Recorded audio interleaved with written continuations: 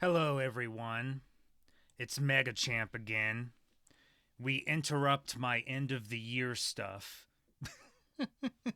with another Full Thoughts video because the video that I just put out, the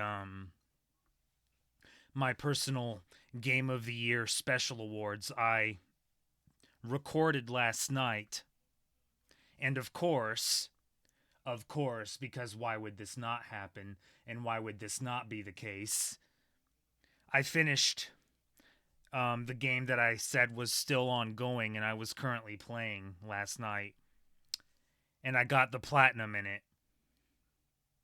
Klonoa Phantasy Reverie Series for the PlayStation 5. It's also on PlayStation 4, Switch, and Steam. But the remake, remaster, whatever you want to call it, of the first two Klonoa games, Door to Phantomile and Lunatea's Veil, the re-release that they put out for PlayStation 4, 5, Switch, and all of the other platforms, that came out in July of 2022, as you see here on the Metacritic score. I finally finished it last night, and I got the platinum in it. So there's really no excuse for me not to do this. It is a little overwhelming, I suppose, but and a little inconvenient, but I can't help but feel like this seems to happen to me a lot. Where I'm doing my end of the year stuff and I finish a game that I'm playing at the time. So it almost practically feels normal. Oh well, I guess. Oh well, I guess. But it is once again time for another Full Thoughts video. This time on the most underrated, unappreciated, underestimated platformer and platforming franchise of all goddamn time, and you're never gonna be able to change my mind on that. That's all I got.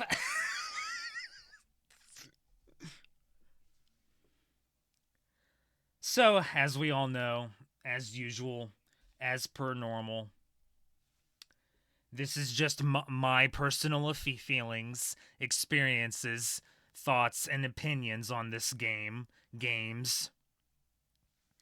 Everyone's feelings, thoughts, experiences, and opinions are going to be different at the end of the day. You can have your opinion. Everyone can have their opinion. So that means I can have my opinion. Even if it's biased, I don't care. I'm sorry.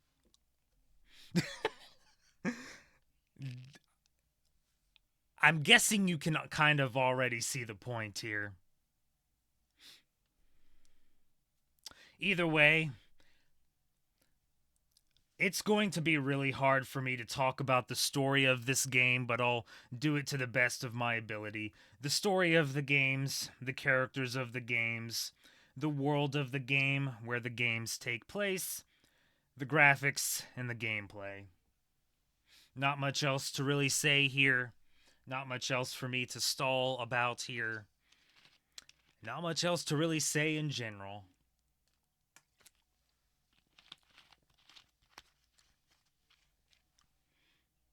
So, the hardest thing that's going to be the most difficult for me to talk about is the story of the games. Because it's practically and literally impossible to talk about the story of the games without massive spoilers of pretty much the entire game. Both games, really.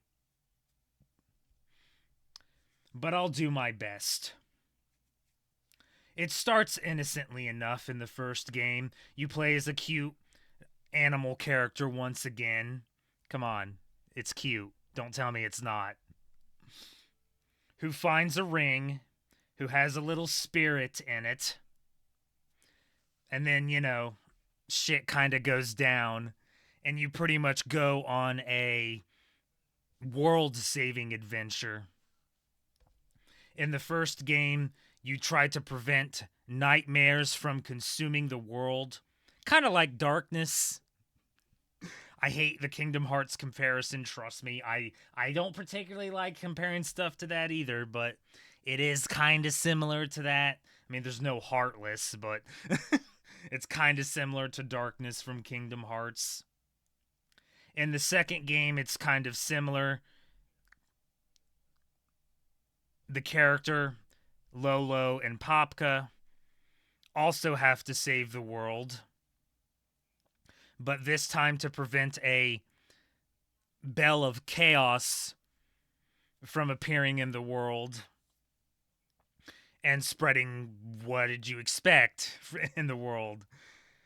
Luckily, it's not as meme-ish as that word is in Stranger of Paradise, but that is basically the story of the game. But me saying that is actually a massive understatement, because this is one of the very few platformers and platforming franchises, at least when it comes to the two main console games. The first one originally came out on the PlayStation 1 and then had a remake on the Nintendo Wii. And then the second one was a PlayStation 2 game until this new remake, remaster, whatever you want to call it, for modern consoles. So that's where the games originally were on, or originally came out on, back during those long ago, long forgotten pretty much at this point eras. God, I feel old. But here's the thing. That does sound very simplistic, and I'm not going to act like it's not. Because if I was to sit here and say to you, this is the best platforming franchise story ever, well, that would be me lying to you, and I don't want to lie to you, even if I'm very biased when it comes to these games and this franchise and this character as a whole. And hey, at least I'm admitting it. Yes, I'm very biased. I have my own biases. What a shock. Even though I'm very biased about these games, from what I just described to you, yes, it is very simplistic. Because I guess I'm just going to have to keep repeating it, and I honestly hate repeating it because, as I have also said several times, I don't like sounding like a broken record. But it is a platformer, which means most of the point is the platforming, the gameplay. Here's the thing, though.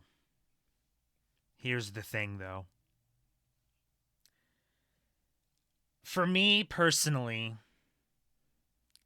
nobody has ever really been able to, and I'm being brutally honest with you here. This is brutal honesty. Not one single person, not one, has been able to come up to me and say, Mega, this platformer, this platforming franchise, this other one over here, has a much better story. Not one person has been able to do that. Not one.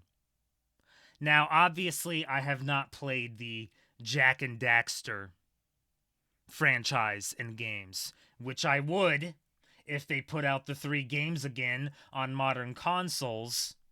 But that's not really the point here. That's not really the point right now.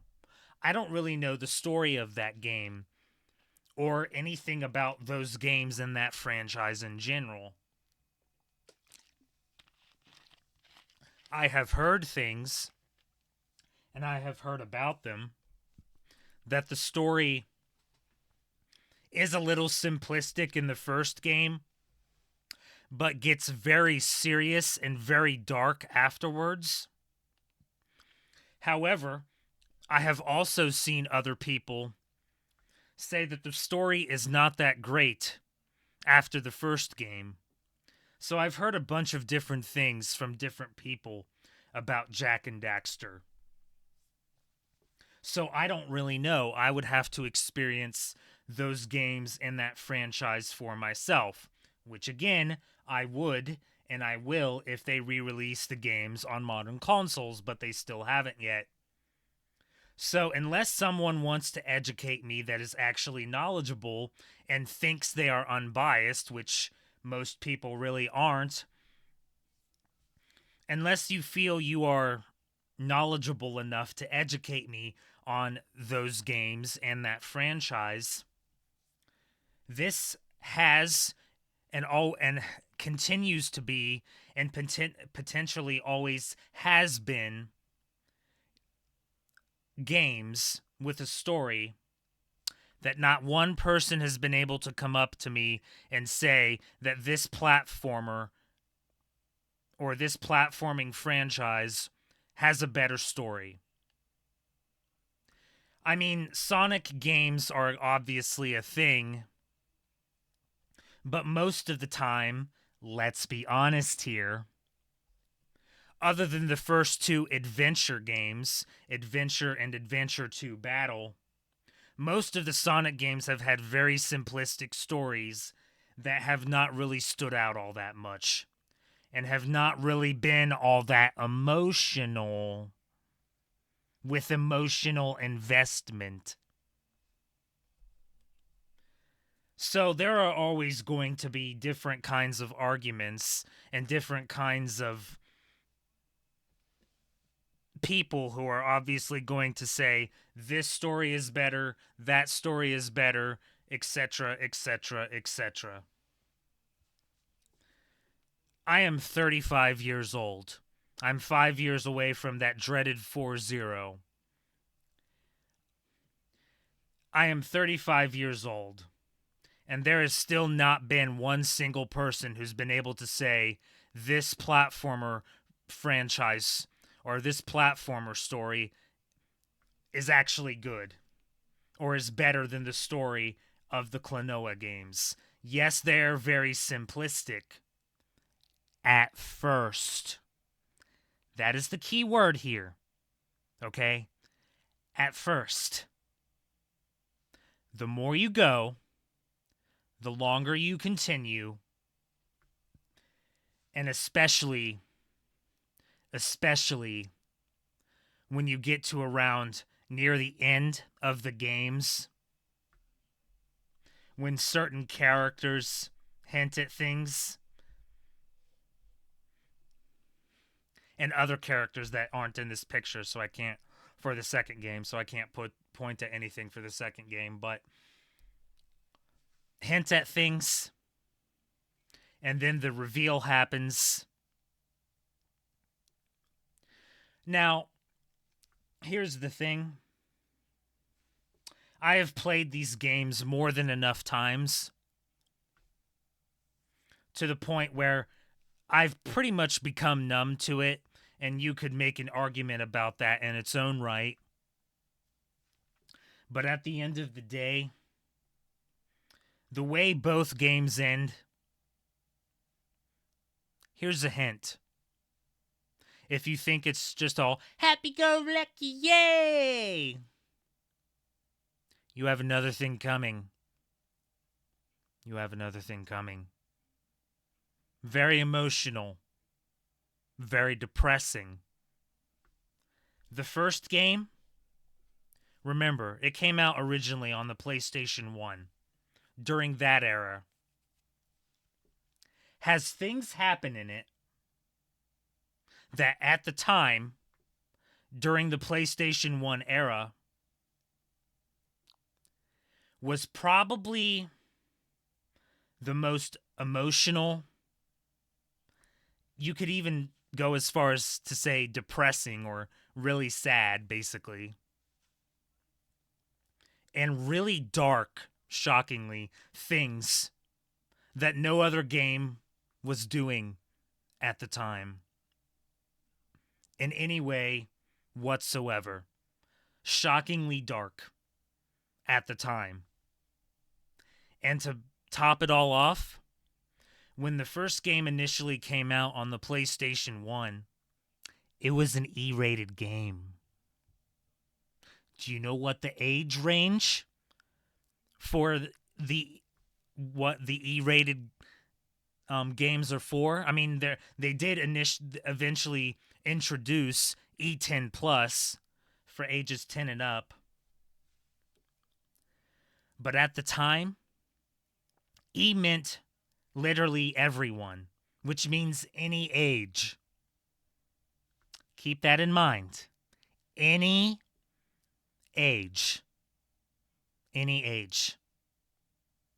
And some of the shit in the story of the first game, even the second game, really, had some shockingly dark things for an E-rated game at the time.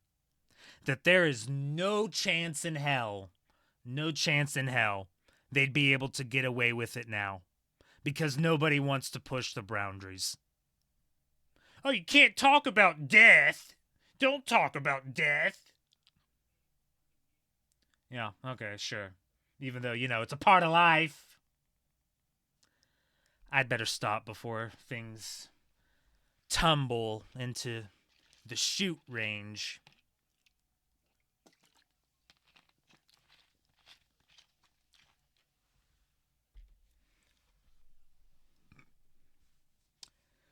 I don't want to give too much away. I don't. Because you need to play this fucking game and play this fucking franchise. You can scream biased at me all you want. Everyone has their biases. Is this mine? Yeah, it is. And I just admitted it to you.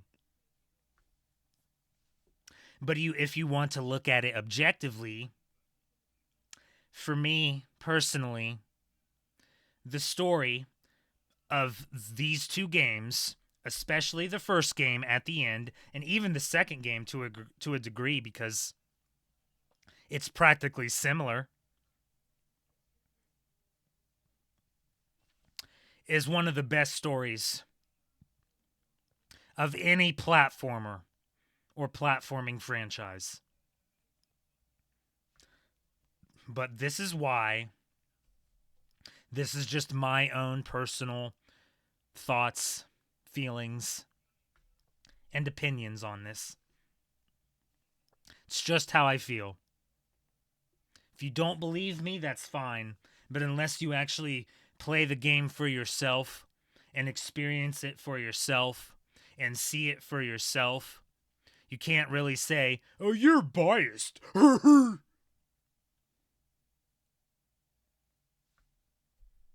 It's just how I feel. And it's still how I feel. And it keeps reminding me of that every time I fucking play it. The first two console games. The other games, maybe not so much. Maybe not as much. A lot of the games in this franchise were not localized into English for the West, North America, however you want to put it. A lot of them. The only games that were released in North America and the West, whatever you want to call it, was the first two console games and the two GBA games. Nothing else was. That was it. There's only 4. And if you want to know, the other 2 games are Empire of Dreams and Dream Champ Tournament for the Game Boy Advanced, I think. It's been forever since I've played those games, so I don't really remember, but the point is, only 4 games ever came out in the West and North America.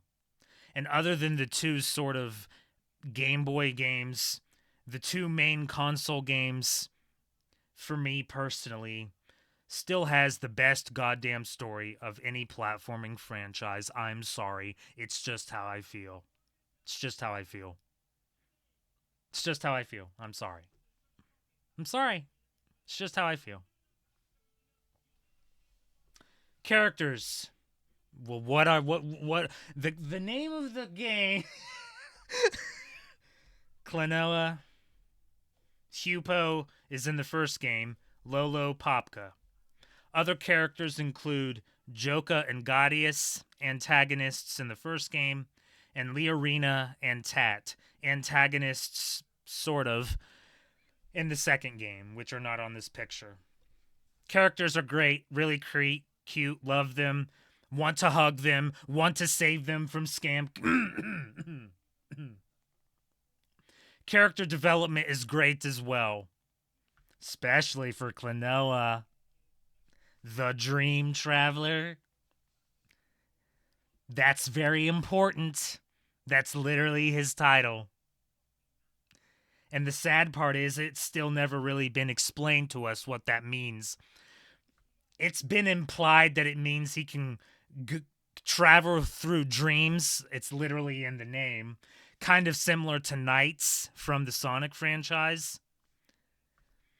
But there's a lot more to it than that. And it's never really been fully explained and fully fleshed out. At least not that I know of. Correct me if I'm wrong. I'm not deep into the lore. I'm sorry. I'm just not. But the insinuation when it comes to Klonoa, even though they keep saying you're not from this world, what world is he from then? Because it seems to me he doesn't have a world and he doesn't have a home. I know where he could live. And he'd be treated 50 times better than how he's...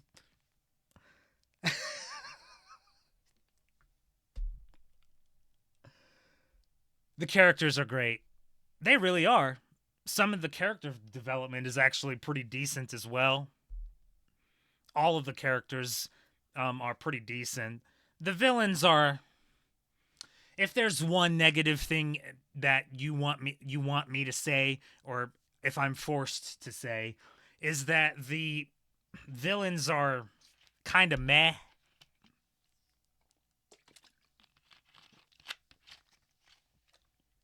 Although one of them does literally kill someone that takes care of Klonoa, so that's kind of a thing. I told you it gets dark.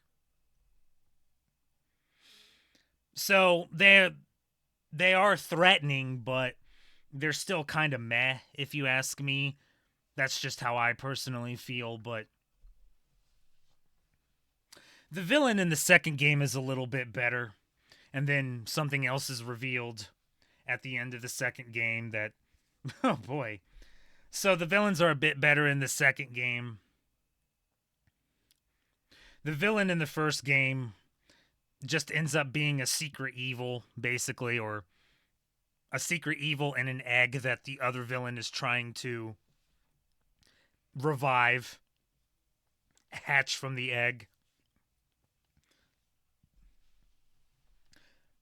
So, the villains are hit or miss, but they do some pretty shit things. So, they get the job done, I suppose. Other than that, the character development is for other characters is still pretty decent. Hupo's is pretty decent. He's also kind of an asshole if you play that game once you get to the end. It's emotional and depressing and sad and all those types of emotions. And Lolo and Popko are pretty good. Popka's great. He's probably my next favorite character after Klonoa. Love me some Popka.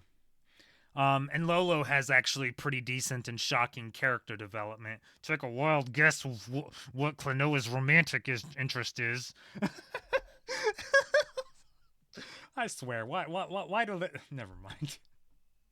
Sometimes it does kind of feel like that's shoehorned in, when sometimes I feel like it's not really all that necessary, but I guess that's just kind of always a thing.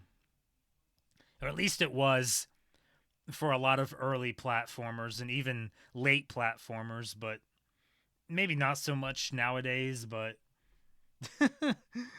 Oh, good grief. The characters are great. There's not really any one particular one I dislike or doesn't feel fleshed out. I mean, the villains are kind of meh in the first game, other than the one that literally murders, but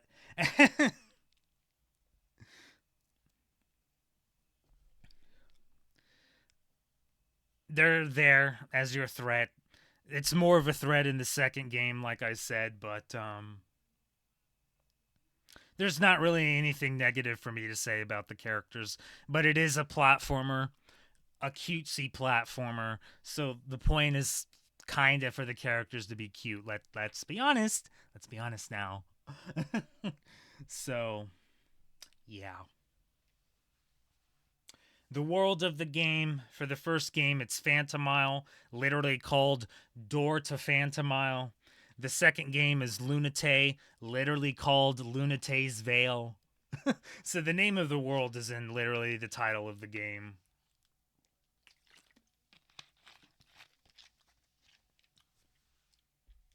Not much to say about them because there's never really all that much to say about the world of a platformer. They all kind of base it on different things. In the first game, it's kind of a wind area, a jungle area, a sea area, a temple area, and kind of a space area. So there's different types of settings and stuff like that. Some ice and fire areas too. In the second game, it's pretty similar. Sea areas, uh, amusement park area, a an area that's constantly on fire, or a volcano area, a snow area, and a bit of a ruined or ruins area.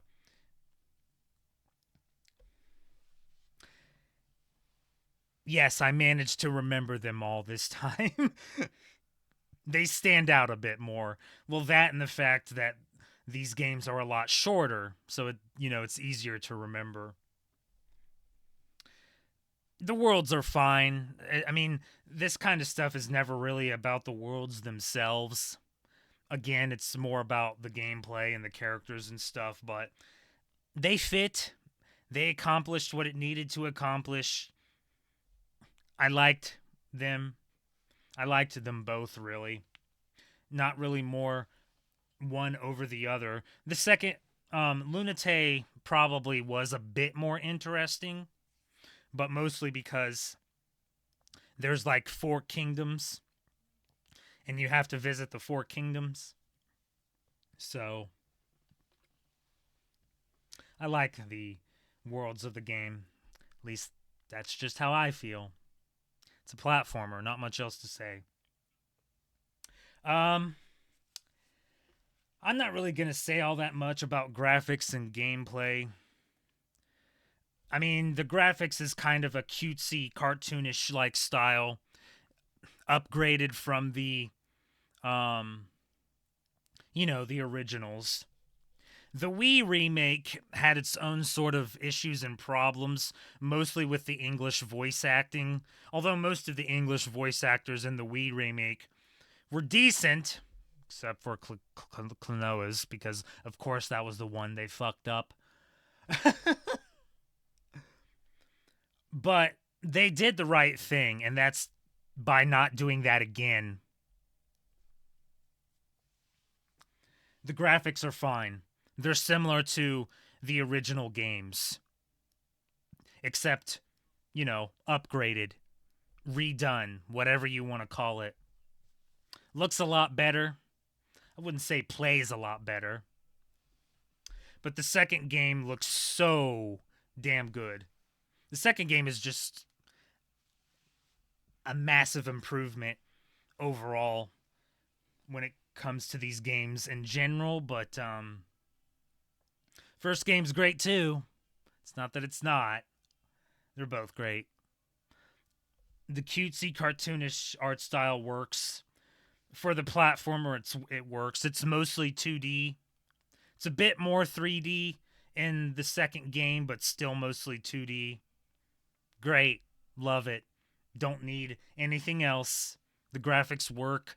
It's just upgraded from the original games, thank God. That's all that's really needed. I'm sorry. That's all that's really needed. Gameplay is great, especially in the second game. My God, that second game reminded me so goddamn much how goddamn good the second game really is.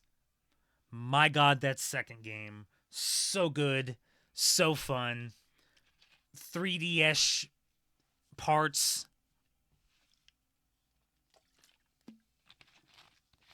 3D-ish moments. It's so goddamn good. I'm sorry. If you can't really see the bias. Well, it's obvious, I suppose, but it's a platformer. Here's the other thing too, though, about these games. When you get to around the end of both games, especially the first game, they actually get really goddamn hard and really put your skills to the test and the limit, because there were definitely a lot of times in both games, but definitely the first game, where I had to replay the first level a lot to grind lives. You can get infinite lives if you play on easy. I didn't want to do that. I played both on normal. You can do whatever you want. It's probably a lot more enjoyable if you play it on easy, but a lot of things are more enjoyable if you play it on easy. I wanted to test myself. I played it on normal. I did get a couple of game overs. I'm not going to lie to you. But you can grind lives in the first game a lot easier than you can in the second game. You still can in the second game, but it's a lot more tedious and takes a lot longer. Luckily, when you lose a lot of lives in the second game, unless this was a sort of quality of a life improvement, which maybe it probably was, but when I played the second game on this Phantasy Reverie Series, if you lose too many lives, they'll give you free lives, the coins that you can kind of see right here. Well, the lives in the first game are coins as well, but the coin lives that give you more lives in the game, they give you a lot of them if you lose too many of them. Love that. Didn't really prevent me from getting game overs, but especially when it came to those extra levels, my God. My God. But at least in those extra levels in the second game, they took away the lives and gave you infinite lives, even on normal, so. But it gets pretty damn hard. Pretty damn hard. Crash Bandicoot-esque hard. That's how hard. Gotta be persistent. Gotta be persistent. Gameplay is great. Love the shit out of the gameplay. Especially in the second game. With the snowboarding. Oh my God. Yes, they're frustrating, but still goddamn fun. And when you're shot out of the cannons. Good God. And literally in the first level, when you ride on the bird. Can't talk. When you ride on the bird. So goddamn good. So goddamn good. Second game is so goddamn good. And it just reminded the hell out of me how goddamn good the second game is. I'm sorry, the gameplay's great. Gameplay's great. There aren't a lot of 2D platformers anymore. They still exist. There's still reports, rumors, leaks, whatever you want to call that kind of stuff about the next Kirby game being 2D. Hopefully it'll be an improvement over Star Allies. Not the point right now. But some of the Kirby 2D ones are pretty damn good too. I've heard that Donkey Kong Tropical Freeze is really good. I've heard Rayman Legends is really good. I did buy it. It's in my backlog. I'll let you know. So there are really still really good 2D platformers. Advancing things to 3D is obviously what you do. Sometimes it works. Mario Odyssey, which I didn't play, but I'm just saying. Kirby and the Forgotten Land, Ratchet and Clank, Sly Cooper. Sly Cooper. Um, Sometimes it works, sometimes it doesn't. Just depends on the game and the situation. Some people claim that 3D Donkey Kong game that was on the N64, I think. Some claim that's not great.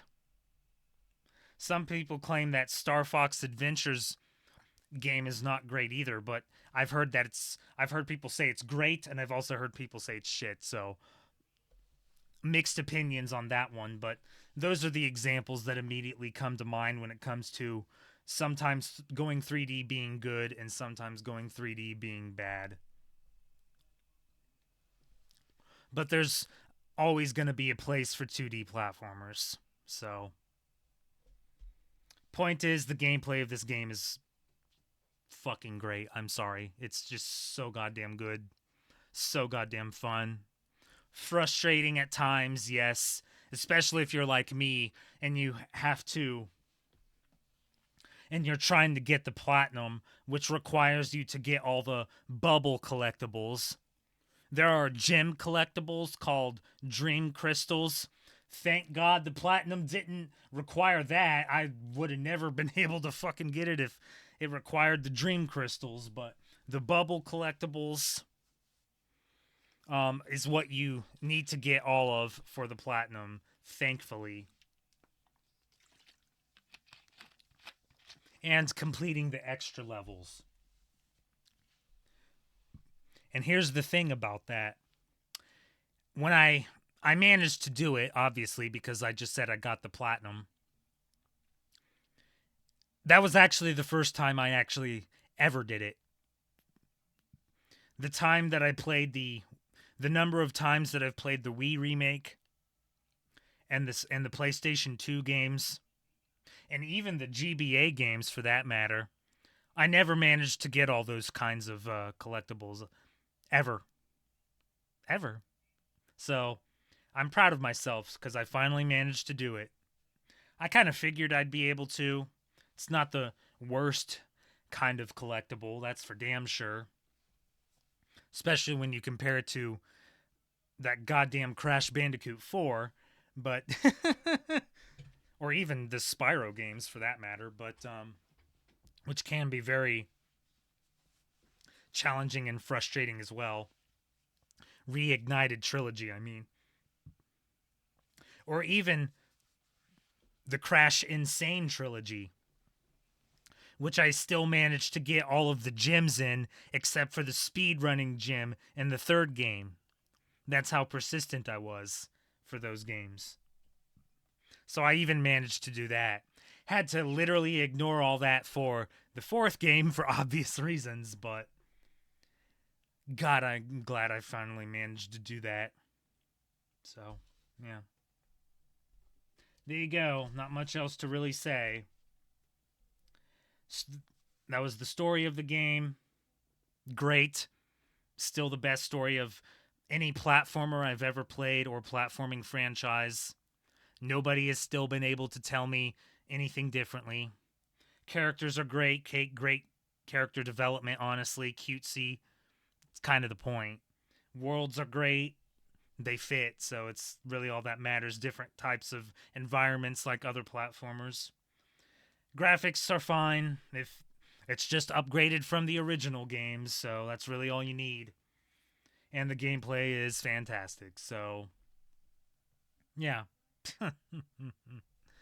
Oh boy, the Metacritic score.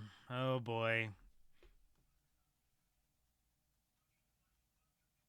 You know what's about to happen here. Both of this is wrong. For me personally. It's a 9. It's a 9.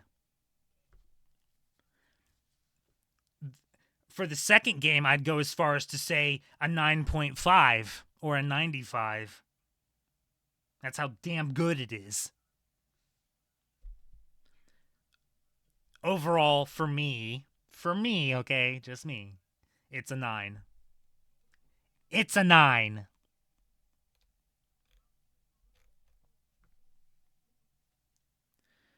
But that's just me. Is this going to affect my end of the year list? Well, both arguments are valid. It's December. Maybe it shouldn't count. But I technically finished it this year, so maybe it should count.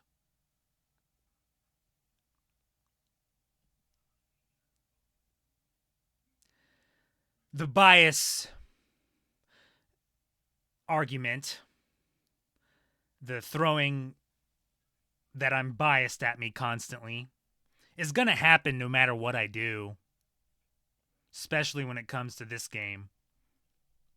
You know what's going to happen? I'm going to do whatever the fuck I want. It's my list. Make your own list.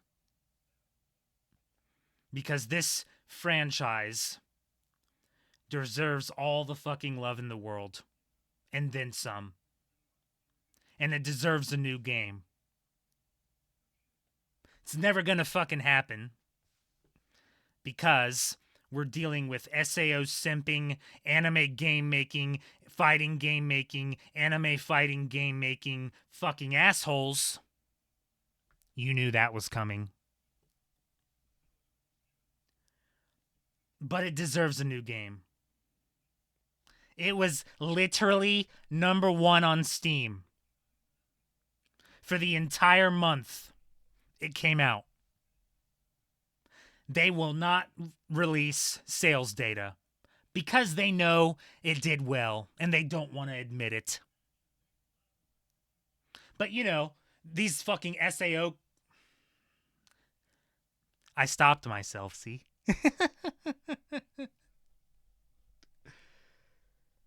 Sell the IP. You don't want to do shit with it? Sell it to someone who will actually give a fuck about it. Do the same with .hack. Do the same with Digimon. You don't want it? You clearly have shown you don't want it. Give it to someone who does want to do something with it. Okay, I'm done before I really start going off. Which I could if I wanted to. Won't do any good. Hopefully you get the point. Hopefully. Next is Live Alive, finally. It's Square Enix. HD 2D has always been iffy, hit or miss with me. But what I will admit to you is when I played the demo for this, which I did, I actually really enjoyed it. I wasn't the greatest at it, but I didn't have a guide. So, and now I do. So hopefully I'll do better. I should, at least. I plan to. I have heard good things. But as we all know, that only goes so far. We'll see. This is why I always judge things for myself. But I have heard good things. I did enjoy the demo when I played it, so we'll see what happens. I don't think I'll finish this game this year. It is a JRPG, which tend to be longer. So, this will be viable for my end of the list next year in all likelihood, because I don't think I'll finish it this year, so... We'll see, obviously. Anything can and always will happen, but... hopefully I can enjoy it. We shall see. But yeah, that's all I got for you. God, this fucking franchise deserves more. It really does. I'm gonna finish before I start going off again. I could really, if I wanted to, I could literally do something. Well, I could do something every day, but it'd be the same thing constantly, and that would be me being a broken record. So, just deserves so much fucking more. It really does. So, once again, fuck you, Scamco. Seriously, fuck you, Scamco. This is Mega Champ saying next time I'll be providing you with more unlimited guidance. Wahoo! Oh god, I did it again. I'm so sorry. I have a problem. I have a lot of problems. Clearly. Clearly. Clearly. Very, very clearly. Yeah. Yeah. Fuck you, Scamco. 3 times. Just to really stick that knife in. Bye.